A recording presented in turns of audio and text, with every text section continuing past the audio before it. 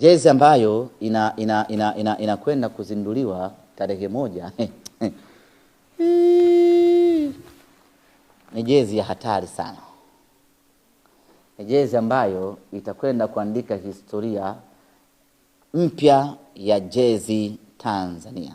Hapa ninapozungumza nanyi, kundi kubwa la wanyama kutoka mbuga mbalimbali wameanza kuhama kutoka mbugani kwao, yani Watarangire, wa Mikumi, wa Arusha National Park, wote wanahama, wanakuja Ngorongoro kuja kushuhudia jezi mpya ya Simba.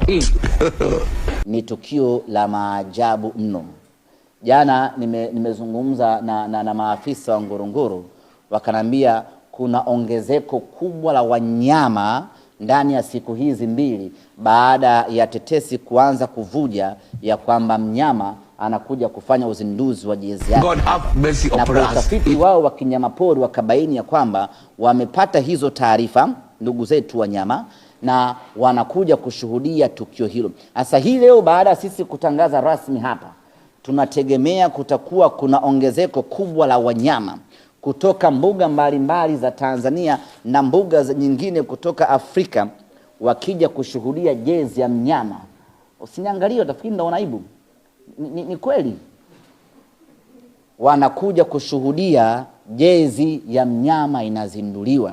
Na unajua wanyama wana sense, wanahisi, wana upeo mkubwa sana. Yaani wao wanyama wameshajua hiyo jezi itakuwa na maajabu makubwa, ndio maana wanakuja kuishuhudia hiyo jezi kwa macho yao. Siku hiyo Ngorongoro itakuwa ni hatari kwa. Yaani unapishana na fisi namna hiyo. Yani twendeni ndugu zanguni.